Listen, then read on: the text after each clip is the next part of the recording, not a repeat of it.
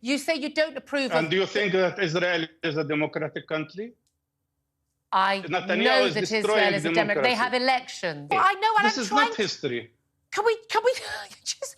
Oh my God, for the love of God, let me finish a sentence, man. Maybe you're not used to women talking. I don't know, but I'd like to finish a sentence, sir. That's her react. Brilliant.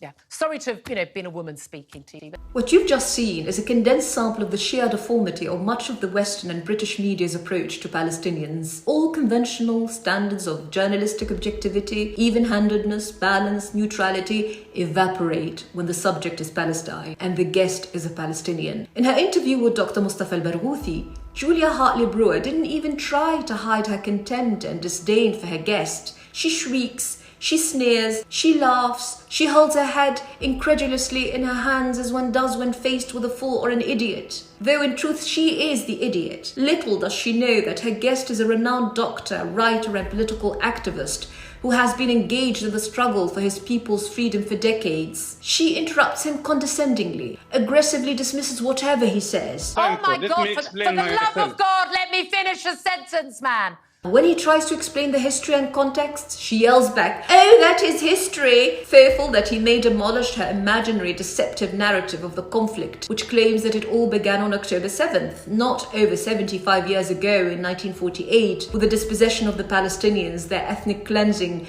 the demolition of their homes and villages. So, Dr. al-Barghouthi returns to the present, questions the claim that Israel is a democracy. She pounces on him again. She sneers. She laughs mockingly. "Well, they have elections, don't they?" Implying that he does not know the meaning of democracy, being a backward, ignorant Arab, of course. I mean, if they have elections, they must be a democracy. Well, Julia, elections were held in apartheid South Africa. It was a democracy for whites only, just like the racist Jewish ethnic democracy of apartheid Israel, which goes hand in hand with occupation, the dispossession of the native population, and settler colonialism. That wasn't enough for Hartley-Brewer. When she realized the flimsiness of her arguments, she brandished the feminist card, repeating twice that Barghouthi was not used to talking to women.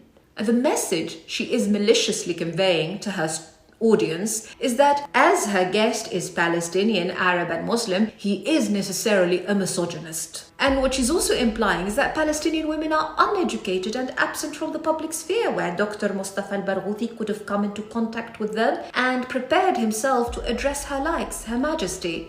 Little does she know that Palestinians have the highest literacy rate in the region, among both males and females, 97%. And that Palestinian women don't just partake in the public sphere in every sector as doctors, engineers, teachers, researchers, but have risen to prominence in their different fields. I mean, I doubt she's ever heard of the great trailblazing poet Fadwa Tuqan, who helped modernize Arabic poetry, or of Professor Salma al-Jayusi, the great translator of world literature into Arabic and of the Arabic literary tradition into English, or indeed of Dr. Zulaykha Shihabi, who founded a hospice in Jerusalem in 1950. I mean, has she even heard of Dr. Hanan al-Ashrawi, the prominent negotiator in the peace process, or perhaps of British-Palestinian Ghada al-Karmi, the prominent doctor, writer and activist? She can't possibly imagine that Palestine's women movement long predates the founding of her beloved Israel itself. It dates back to the early 20th century. The Association of Arab Women of Palestine held its first Congress in 1929.